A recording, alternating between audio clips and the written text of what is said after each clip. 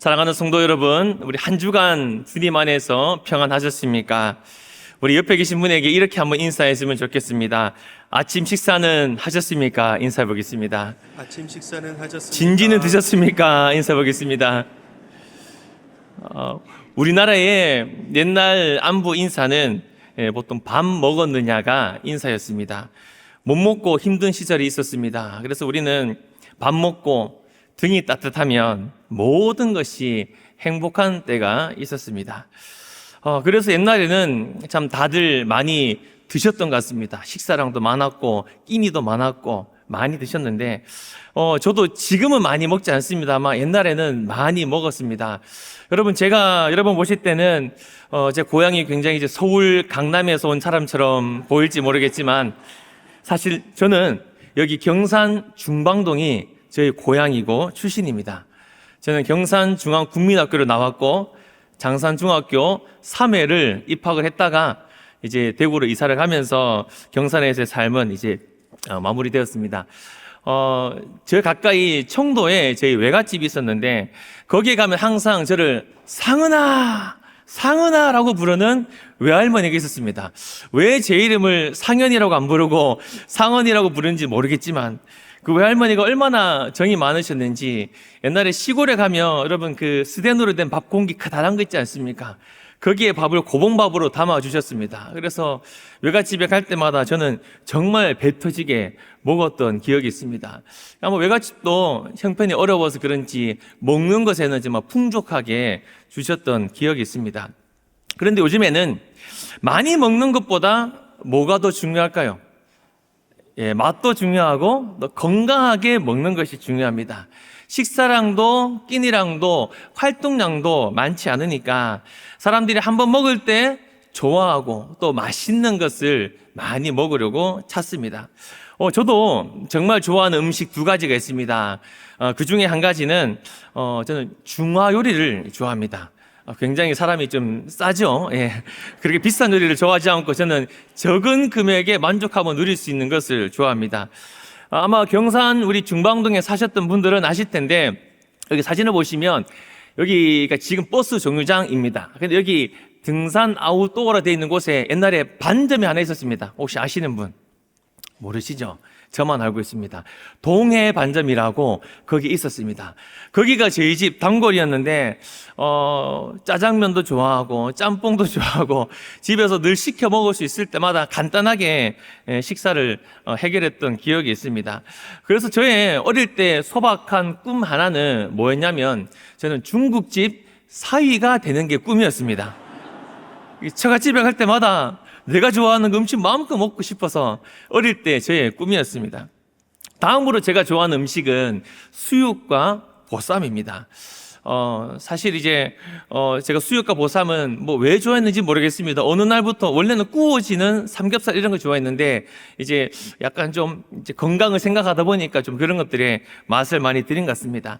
이 갓 삶아낸 야들야들한 이 수육 고기에다가 매콤한 김장김치를 하나 딱 얹어가지고 한 입을 딱 먹으면 어떨까요? 그 순간만큼은 저는 세상 근심이 다 사라지는 것 같습니다. 아마 여기 보니까 벌써 침 삼키시는 분들이 한 4분 정도 보이시는 것 같은데 오늘 아마 점심 메뉴는 보쌈이지 않을까 싶습니다. 저는 우리 교회에서 맞이하는 12월이 참 좋습니다. 왜냐하면 사랑의 김장 나눔 있지 않습니까? 그러니까 누군가를 도와주고 하는 섬김의 봉사 이후에 맛보기 김치를 맛볼 수가 있습니다. 저는 2년 동안 저희 가정에서 사랑의 김치, 김장김치 봉사를 했는데 이번에도 제가 전도 2가지 티켓을 받고 맛보기 김치를 조금 이렇게 얻게 되었습니다. 그래서 이 김치를 어떻게 할까 하다가 부모님 집에 싸들고 갔더니 이렇게 수육고기를 부모님이 맛있게 해주셨습니다. 아주 맛깔나게 정갈스럽게 담아주셨죠. 그래서 맛있게 잘 먹었고 또 지난달 우리 대신방을 가니까 우리 16교구의 목사님이 점심으로 이렇게 주셨습니다. 아주 거하게 주셔가지고 사실 제가 정말 신방 가면 한두 점밖에 안 먹습니다. 음식도 딸기 하나, 음료 조금씩 먹는데 이때는 제가 배 터지게 다 먹고 돌아온 기억이 있습니다. 정말 제가 좋아하는 음식 앞에서는 무장해제가 돼버리더라고요. 우리가 이 땅의 음식을 즐거워하는 것은 잘못이 아닙니다. 맛있게 먹어야 되고 건강해야 되고 또 기쁘게 하루를 살아가는 것이 하나님이 저와 여러분에게 주신 복이기도 합니다. 그런데 제가 너무 좋아하는 이 수육, 이 고기를 제가 정말 즐겨 먹지 않는 곳이 있습니다. 정확히는 입에 잘 들어오지도 않고 잘 먹히지 않는 곳이 있는데 어디일까요? 어디일까요? 장례식장입니다. 저는 지금까지 사역하면서 수많은 성도의 장례에 참여했습니다.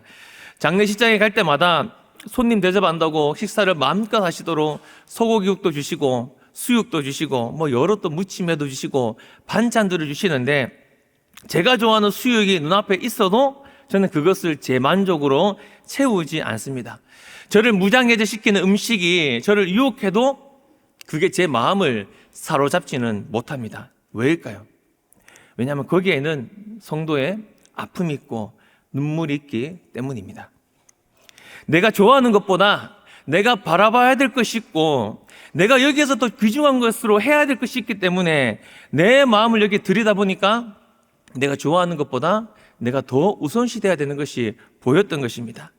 그래서 저는 우리 성도님의 장례가 생기면 말씀으로 기도로 최선을 다해 섬기려고 합니다.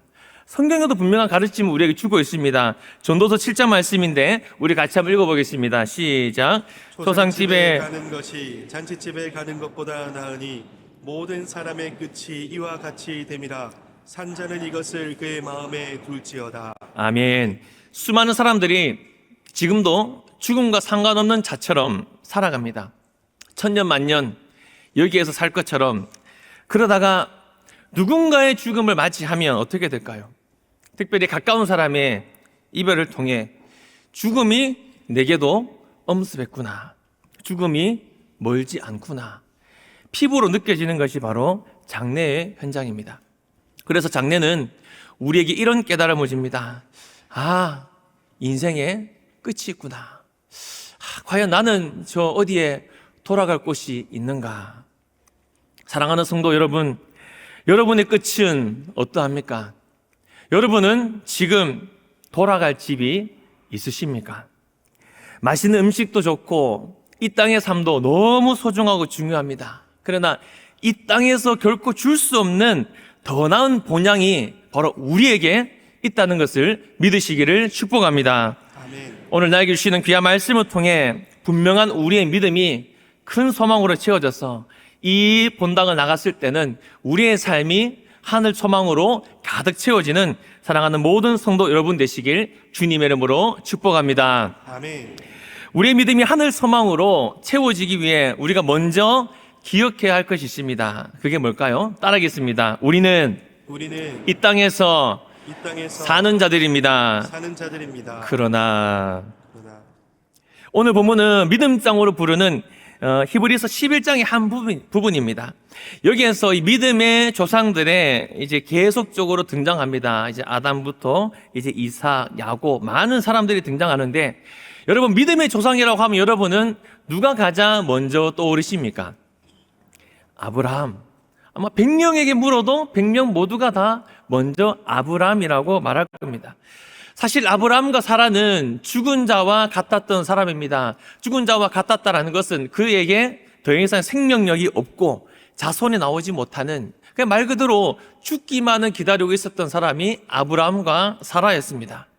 그러나 그들은 하나님의 약속을 믿었다고 성경은 기록합니다. 정확히는 하나님이 미쁘시다, 하나님은 신실하시다, 하나님은 믿을 만한 분이라고 그들은 믿고 있었던 겁니다. 그 결과 아무런 소망이 없던 그들에게 하나님의 허다한 백성이 이 땅에 태어나도록 존재하도록 그 약속을 하나님이 이루어 주셨습니다. 자, 그렇다면 믿음의 조상들이 이렇게 하나님의 약속을 통해서 자자손손이 많아졌다면 그 결과는 어떠해야 될까요? 믿는 집안인데 잘 먹고 잘 살다가 천국 갔다. 보통 우리가 이게 바라는 믿는 자들의 해피엔딩의 모습입니다. 그렇죠? 그러나 성경이 말하고 있는 부분을 보겠습니다. 우리 13절 말씀 같이 읽어보겠습니다. 시작. 이 사람들은 다 믿음을 따라 죽었으며 약속을 받지 못하였으되 여기 뭐라 되어 있습니까? 약속을 받지 못하였을 때. 이 사람들은 믿음을 따라 살았습니다. 믿음을 따라 살다가 죽은 것도 맞습니다. 그런데 약속을 받지 못했다. 땅에 대한 하나님의 그 약속을 받지 못했다. 인간적인 눈으로 볼 때 그들의 인생은 마치 미완성 교향곡과 같은 불행한, 때로는 불완전한 삶처럼 보입니다. 실제로 창세기 23장을 보면 아브라함의 현실이 정확하게 드러나는데 우리 한번 보겠습니다. 3절 4절 우리 같이 읽어보겠습니다. 시작. 그 시신 앞에서 일어나 나가서 헷 족속에게 말하여 이르되 나는 당신들 중에 나그네여 거류자이니 당신들 중에서 내게 매장할 소유지를 주어 내가 나의 죽은 자를 내 앞에서 내어다가 장사하게 하시오. 아멘. 여기 보시면 아브라함의 아내 사라가 죽었습니다. 그 슬픔이 애통함이 되어 있는 그 상황도 힘든데 지금 형편이 어떤 상황입니까? 아내를 묻을 땅 한 평조차도 없는 겁니다. 자식들 보기 얼마나 민망한 일이겠습니까? 얘들아, 너희 엄마가 죽었는데 아빠가 보니까 가진 땅이 없네. 아빠가 엄마를 묻을 땅이 없다. 그래서 아브라함은 헷 족속에게 머리를 조아립니다. 나는 당신들 중에 나그네고 거류하는 자입니다.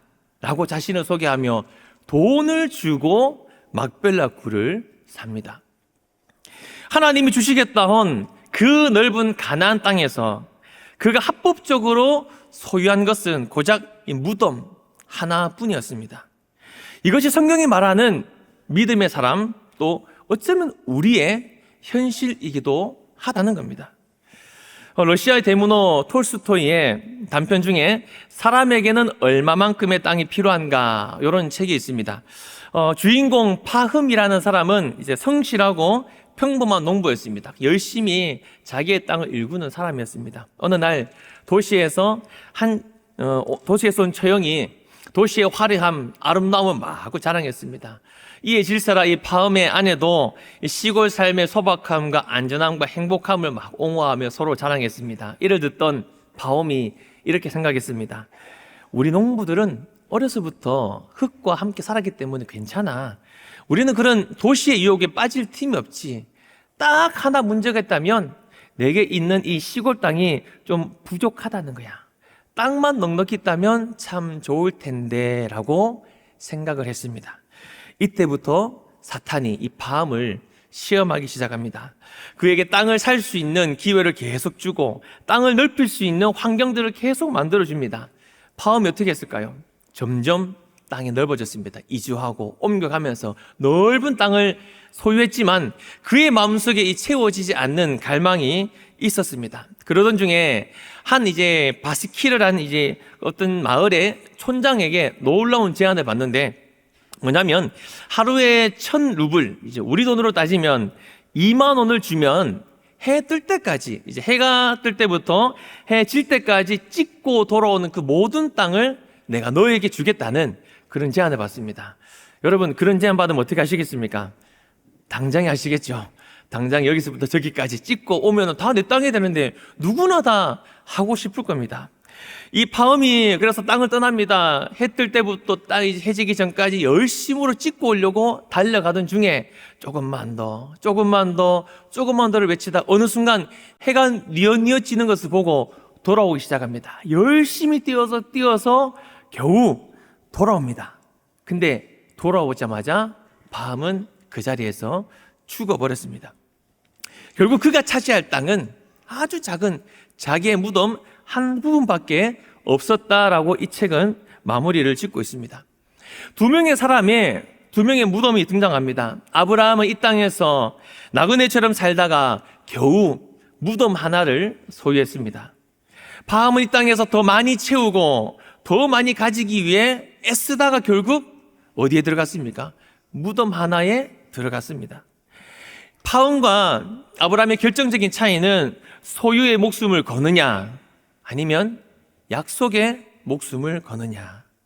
파함을 땅을 소유하려다 땅에 묻혀버렸지만 아브라함은 약속을 신뢰했기에 땅 한 평 없이 살았지만 민족의 아버지가 되고 하늘나라의 본향을 얻게 되는 결과를 누리게 되었습니다. 놀랍게도 성경은 아브라함에 대해 이렇게 기록합니다. 우리 본문 13절 말씀 같이 읽어보겠습니다. 시작.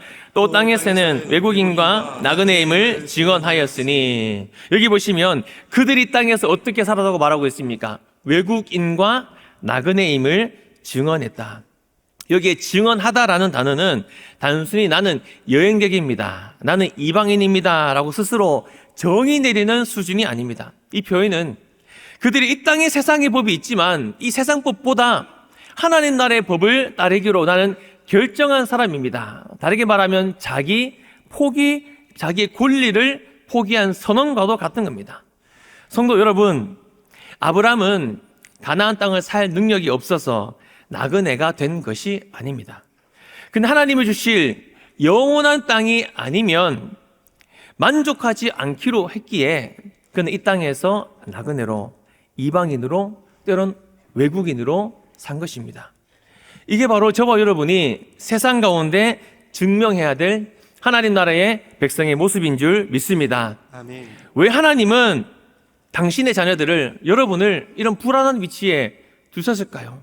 이 땅의 행복을 누리고 이 땅의 천년만을 누릴 것처럼 그런 삶을 살다가 주님 부르실 때 하면 너무나 좋은데 왜 나그네처럼, 이방인처럼 왜 홀로 신앙생활을 하며 살다가 주님 부르실 때 그 본향을 향해 가도록 만드셨을까요?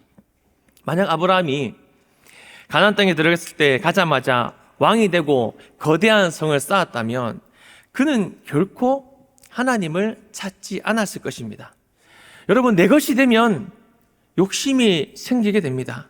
내 것이 되면 애착이 생기게 됩니다.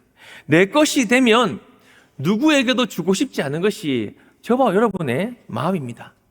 그러다 보면 그게 내 전부가 되고 그것만 바라보며 여기가 좋사오니, 이런 모습이 바로 저와 여러분의 모습이 될 수도 있는 것입니다.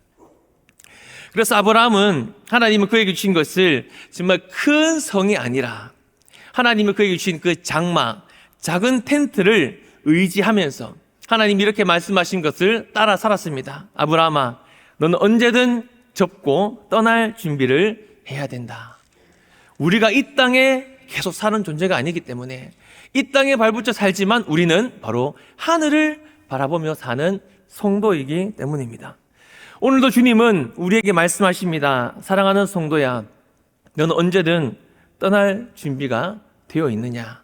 너는 지금 당장 부르면 기쁘게 내게 달려와 안길 수 있느냐? 주님이 이렇게 물으실 때 여러분은 어떤 대답을 하시겠습니까? 네, 주님, 언제든지요. 주님의 부르심에 온전히 따르겠나이다. 이런 고백이 사랑하는 성도의 여러분의 진실한 고백이 되시길 주님의 이름으로 축복합니다. 아멘. 이 땅에 발을 딛고 살지만 우리의 본향은 바로 저 천국이라는 것입니다. 저 하늘을 나의 영원한 소망으로 삼고 이번 한 주간도 주님의 약속 붙잡고 살아갈 수 있는 거룩한 성도 되시길 주님의 이름으로 축복합니다. 아멘. 두 번째로 우리에게 하늘 소망이 있는 이유는 따라하겠습니다. 우리는 저 하늘이 기다려지는 자들입니다. 기다려지는 자들입니다. 거기는 뭐가 있을까요? 우리가 이 땅에서 나그네와 외국인임을 자취하며 살 수 있는 이유는 사실 하나밖에 없습니다. 왜냐하면 우리가 돌아갈 집이 저 집이고 저 본향이 우리의 영원한 집이 되기 때문입니다. 히브리서 11장 13절에 이렇게 기록하고 있습니다. 약속을 받지 못하였을 때 그것들을 멀리서 보고 환영했다. 아브라함은 아직 약속의 땅을 얻지 못했습니다. 자식도 조카 롯뿐이었습니다. 그런데 무엇을 보았기에 멀리서 보고 환영했다, 기뻐했다고 말을 하는 것일까요? 육신의 눈으로 가나안 땅을 본 것이 아니라 믿음의 눈으로 하나님이 예비하신 더 나은 본향을 봤기 때문에 여기가 내게 중요한 것보다 저 천국이 내게 더 큰 소망이 되었던 것입니다. 정말 나의 진짜 집을 보고 거기가 기다려지는 인생이었던 것입니다. 사랑하는 성도 여러분, 군인에게 가장 행복한 시간이 언제일까요? 아마 뭐니 해도 휴가 가는 날 아니면 집에 오는 제대하는 날일 겁니다. 저는 군 복무를 강화도 옆에 있는 김포에서 했습니다. 저는 보시는 것과 같이 굉장히 소심하고 또 내성적이고 이제 극아이에 해당하는 그런 사람입니다. 그래서 저는 바깥에 돌아다니는 것보다는 집에 머물기를 좋아하는 집돌입니다. 그래서 군대 가기 전에 저는 집을 떠나본 적이 없습니다. 또 군대 가기 전에 저는 제 의지로 이 경상도, 경산, 대구를 떠나본 적이 없습니다. 근데 어쩔 수 없이 자대 배치로 저 멀리 김포로 가니까 당연히 제가 기다려진 손꼽아지는 날은 항상 휴가 날이었고 전역하는 날이었습니다. 근데 집에 가면 늘 잔소리하는 엄마가 있습니다. 뭐 해라 저거 해라. 티격태격 싸우는 저의 남동생이 있었고 또 하기 싫은 공부도 해야 되고 내가 싫어하는 것들이 꽤 많은 것이 저의 집입니다. 그러나 거기에는 나를 환영하는 가족이 있고 따뜻하게 나를 기다리는 내 부모, 형제가 있기 때문에 집이 기다려졌던 것 같습니다. 아마 지금도 저는 퇴근하고 집에 가는 길이 제일 즐겁고 행복합니다. 사역도 즐겁고 기쁘고 즐겁지만 집에 가는 길만큼은 정말 어떻게든지 즐거운 마음으로 돌아가려고 합니다. 우리도 마찬가지지 않습니까? 왜 우리가 하늘을 사모하며 이 땅에 사는 것일까요? 요한계시록에는 이렇게 말씀하고 있습니다. 요한계시록 21장 우리 같이 한번 읽어보겠습니다. 시작. 하나님이 친히 그들과 함께 계셔서 모든 눈물을 그 눈에서 닦아주시니 다시는 사망이 없고 애통하는 것이나 곡하는 것이나 아픈 것이 다시 있지 아니하리니 처음 것들이 다 지나갔음이더라. 아멘. 저 하늘에는 저와 여러분을 기다리시는 영원한 아버지 우리 하나님이 계심을 믿으시기를 축복합니다. 거기에는 우리의 모든 눈물을 닦아주시며 모든 고통과 아픔을 끊어진 곳이 바로 저 천국이라는 겁니다.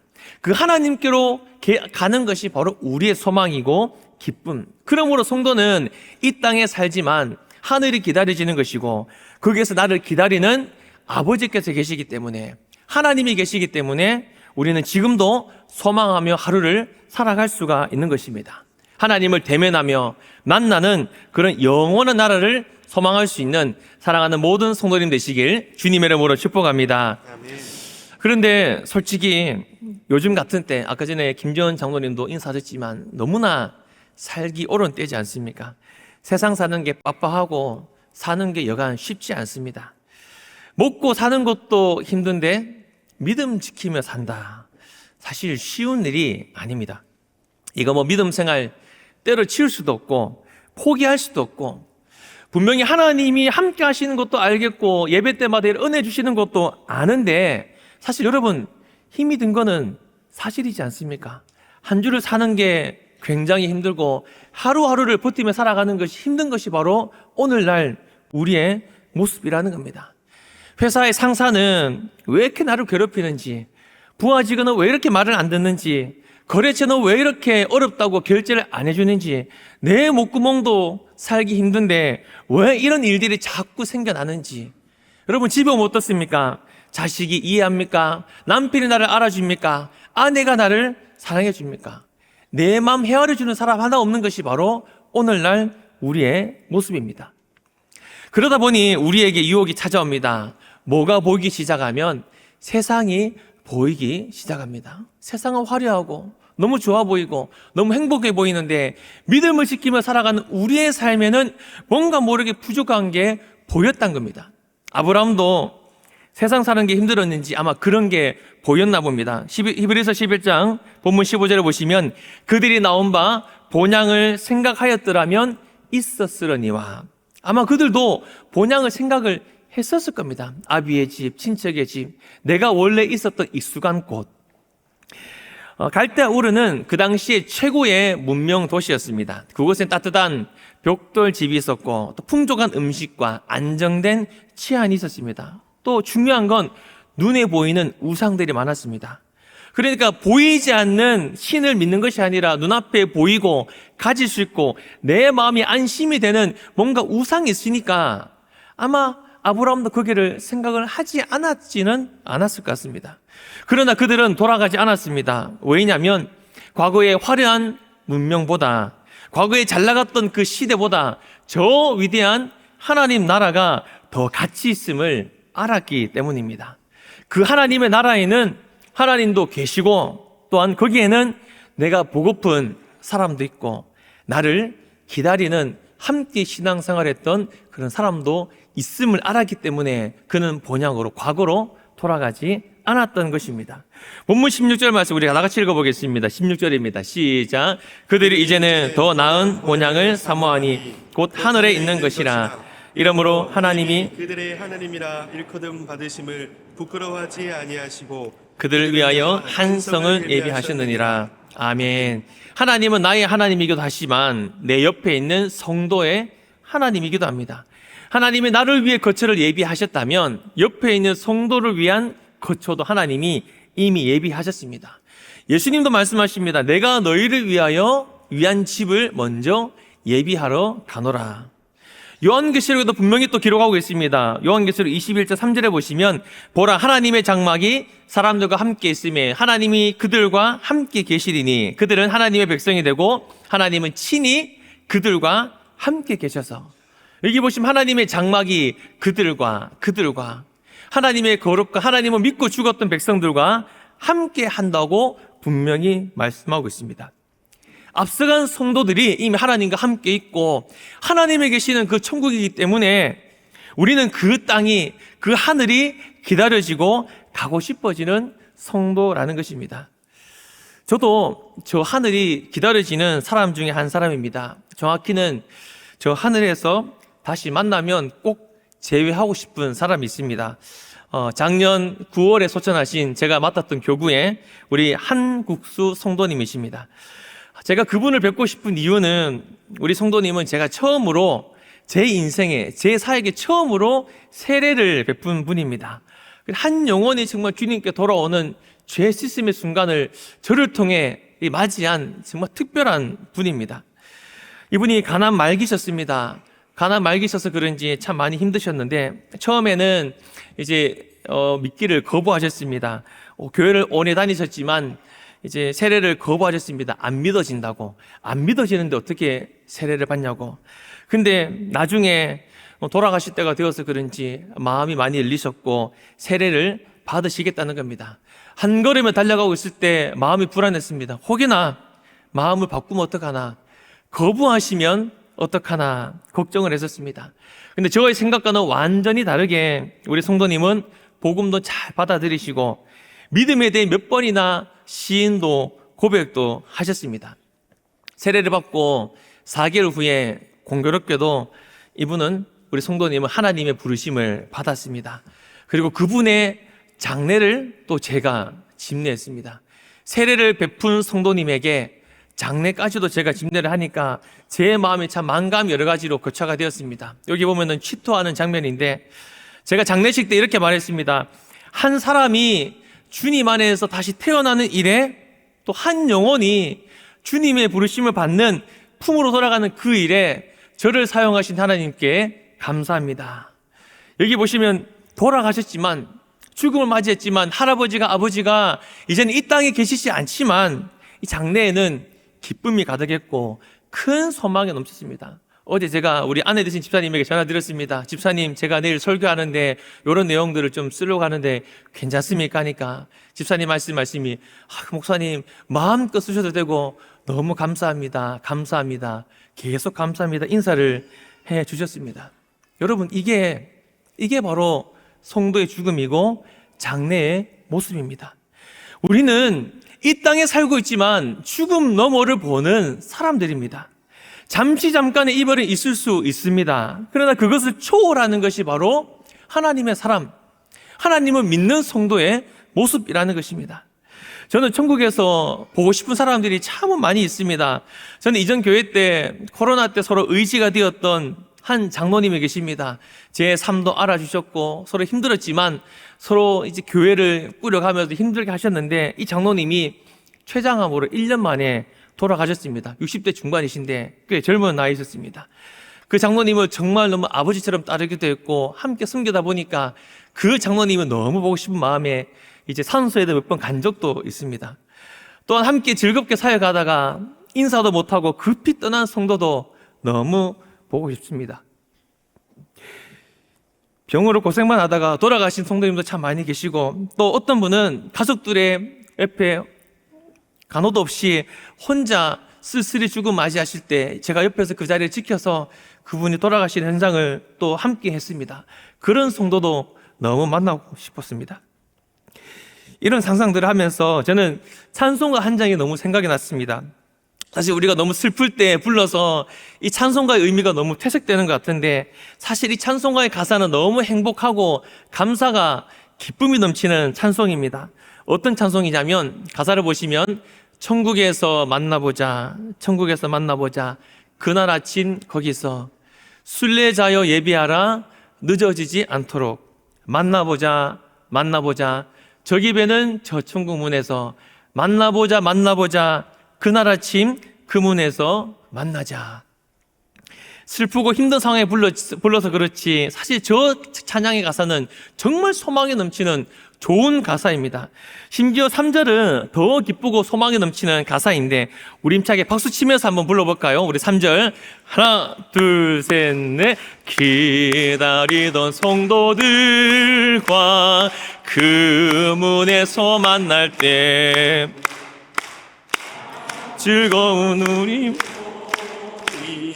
그 얼마나 기쁠. 만나보자, 만나보자, 만나보자, 만나보자, 저기 뵈는 저 천국 문에서 만나보자, 만나보자, 그날 아침 그 문에서 만나자. 할렐루야. 아멘. 사랑하는 성도 여러분, 여러분은 저 하늘이 기다려지십니까? 여러분의 하루의 삶에는 천국 소망이 얼마나 채워져 있으십니까? 저는 지금도 젊지만 사역을 일찍 시작하면서 수많은 성도의 죽음과 장례를 마주했습니다. 성도의 임종을 몇 번이나 마주하게 됐고, 뜻하지 않게 성도의 입관식을 본 적도 있습니다. 장례의 모든 일정, 특별히 매장 때에 온몸에 흙을 묻혀가며 하간을 섬기기도 했습니다. 사실 저를 지금 이 자리에 있게 한 힘은 죽음이라고 해도 저는 과언이 아닙니다.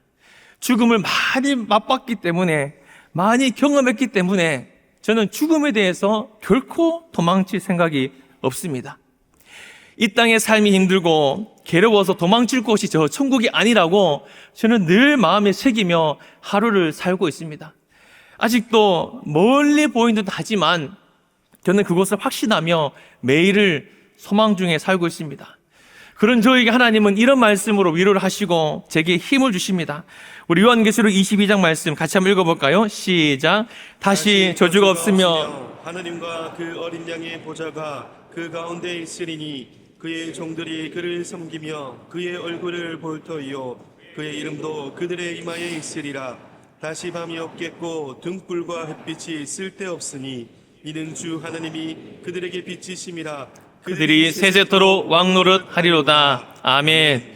다시 밥이 없는 그곳, 주 하나님이 그 가운데 영광 가운데 계시는 곳, 세세토록 왕노릇 하시는 하나님이 계시기 때문에 저는 저 본향, 저 하늘이 오늘도 기다려집니다.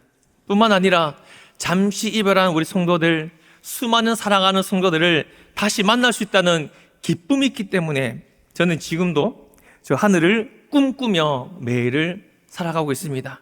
죽음의 두려움을 넘어서서 더 큰 소망이 내게 있기 때문에 지금은 땅을 버타며 살고 있지만 천국을 그리며 오늘을, 내일을 살아갑니다. 사랑하는 성도 여러분, 여러분 어떠십니까? 여러분에게는 죽음이 크게 보이십니까? 아니면 저 천국이, 하늘이 더 크게 소망이 되십니까? 저 하늘에 내 모든 삶을 들여서 온전한 소망으로 하나님 계신 저곳, 성도 계신 그곳, 우리가 기다리시는 저 천국을 향해 힘차게 살아갈 수 있는 사랑하는 모든 성도 여러분 되시길 주님의 이름으로 축복합니다. 아멘. 말씀을 맺겠습니다. 여러분, 이 그림의 제목을 혹시 아십니까? 밀레의 만종이라는 그림입니다. 여기 보면 부부가 감자밭에서 일을 하다가 종소리에 맞춰 기도를 드립니다. 근데 그들의 발을 보시면 흙투성입니다. 신발의 진흙투성이고 그 발은 여전히 땅을 딛고 있습니다. 근데 그들의 주변을 보면 농기구들이 막 뒹굴어져 있습니다. 아마 그들의 삶의 무게가 그대로 느껴지는 것 같습니다. 근데 뒤에 배경을 보시면 해가 뉘엿뉘엿 지고 있는 현재의 모습을 보여주고 있습니다. 뭔가 어두워 보이고 슬퍼 보이는 분위기 속에서 두 부부는 하루의 삶을 다 마칠 때 그들의 마지막을 주님께 엎드려 기도하고 있습니다. 언젠가 우리에게도 마지막이 옵니다. 어떤 이는 아직 여명이고, 어떤 이는 아직 중천이고, 어떤 이는 황혼의 때를 맞이하고 있습니다. 중요한 것은 아직 우리는 어디에 있습니까? 이 땅에 발을 딛고 살아간다는 겁니다. 천국을 바라보며 소망하며 살지만 우리는 오늘을 또 이번 한 주를 이 땅에서 살아야 하고 주님과 함께 살아내야 됩니다. 그렇다면 우리에게 있는 질문이 이겁니다. 나 지금 땅을 버타며 살고 있는데 나는 어떻게 저 하늘을 보며 살아갈 것인가? 그러면 어떻게 살아야 될까요? 어떻게 사는 것이 하늘 소망을 품은 성도의 삶일까요? 다른 것 없습니다.